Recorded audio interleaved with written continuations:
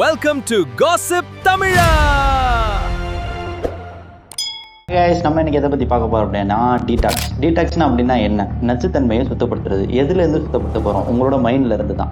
அப்படிங்களா? ரொம்ப சந்தோஷம். மைண்டை டீடாக்ஸ் பண்ணால் என்ன நடக்க போகுது, அதனால் எனக்கு என்ன யூஸ் அப்படின்னு நினைக்காதீங்க. ஏன்னா வந்து உங்கள்ட்ட இருக்க முக்கியமான வெப்பனே உங்கள் பிரெயின் தான். மைண்டை டீடாக்ஸ் பண்ணுறது ரொம்ப கஷ்டம்னு சொல்லிட்டு உங்களை நீங்களே செல்ஃப் டவுட் பண்ணிக்காதீங்க. அது ரொம்ப சிம்பிள் அண்ட் ஈஸி தான். அதுக்கு நீங்கள் ஃபஸ்ட்டு பண்ண வேண்டியது டிஜிட்டல் டீடாக்ஸ். இங்கே நிறைய பேர் சோசியல் மீடியா எதுக்காக யூஸ் பண்ணுறோன்னு தெரியாமல் ஜஸ்ட் என்டர்டைன்மெண்ட்காக மட்டுமே யூஸ் பண்ணுறாங்க. அந்த மாதிரி நீங்கள் பண்ணிக்கிட்டு இருந்தீங்கன்னா அந்த மாதிரி பண்ணாதீங்க. சோசியல் மீடியாஸில் வர தேவையில்லாத மீம்ஸு, டிபேட்ஸ், இந்த அடல்ட் கண்டென்ட்ஸ்லாம் ஸ்க்ரோல் பண்ணுறது நிப்பாட்டுங்க. ஏன்னா அதில் வர யாராச்சும் ஒருத்தவங்க உங்களோட ரிலீஜியஸ் பற்றியோ இல்லை உங்களுக்கு பிடிச்ச ஆக்டர்ஸ் பற்றி ஏதாச்சும் சொல்லிட்டா அதில் போய்ட்டு நீங்கள் தான் எமோஷனல் நட்டுக்கிறாயே கமெண்ட் பண்ணி யாருனே தெரியாதான்லாம் திட்டு வாங்கிட்டு இருப்பீங்க. அது மட்டும் இல்லாமல் நீங்கள் தேவையில்லாத ரீல்ஸ் நிறைய பார்த்து அந்த ஷார்ட் டைமில் நிறைய எமோஷன்ஸ் நீங்கள் வெளிப்படுத்தி உங்கள் மைண்டுக்கு வந்து பழக்கப்படுத்தியிருப்பீங்க.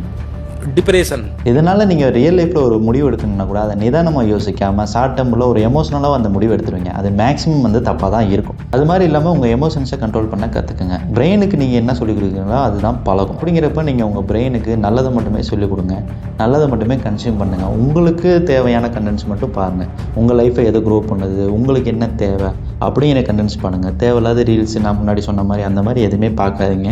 ஏன்னா வந்து உங்கள் பிரெயின் வந்து கொஞ்சம் கொஞ்சமாக அழிஞ்சிடும்.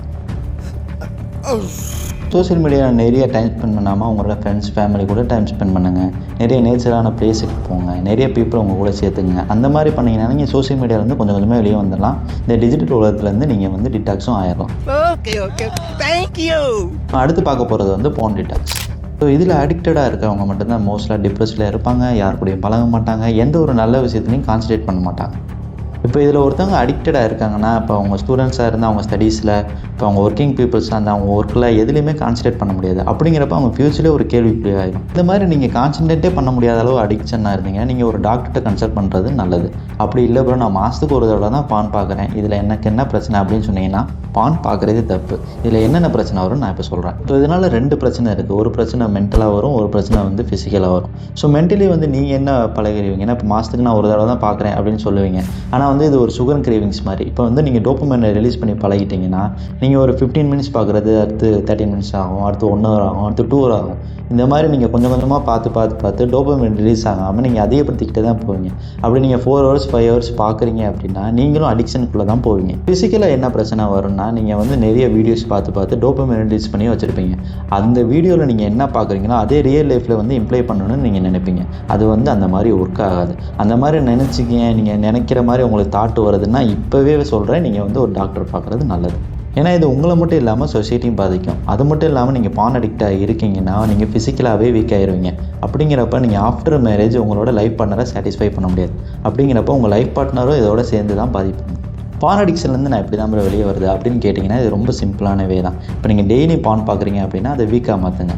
இல்லை ப்ரோ நான் வீக்லி ஒன்ஸ் தான் பார்க்குறேன் அப்படின்னா அதை மந்த்லி ஒன்ஸாக பாருங்கள். இல்லை ப்ரோ நான் மந்த்லி ஒன்ஸ் தான் பார்க்குறேன் அப்படின்னா நீங்கள் 3 months ஒன்ஸ் பாருங்கள், 2 months ஒன்ஸ் பாருங்கள். ஸோ இந்த மாதிரி கொஞ்சம் கொஞ்சமாக குறைச்சிங்கனாலே இதுலேருந்து ஈஸியாக வெளியே வந்துடலாம். அடுத்தது நம்ம பார்க்க போகிறது வந்து ஃபிசிக்கல் டீடாக்ஸ். ஃபிசிக்கல் டீடாக்ஸ் அப்படின்னா என்ன ப்ரோ அப்படின்னு சொல்லிட்டு கேட்காதீங்க. ஏன்னா வந்து ஒரு வாழ்க்கைக்கு உணவு, உடை, இருப்பிடம் எந்தளவு முக்கியமோ அதே மாதிரி ஃபிசிக்கல் ஹெல்த்து ரொம்ப முக்கியம். ஃபிசிக்கல் டீடாக்ஸிங் நீங்கள் பண்ண வேண்டிய விஷயம் ஃபுட்டை கண்ட்ரோல் பண்ணுறது.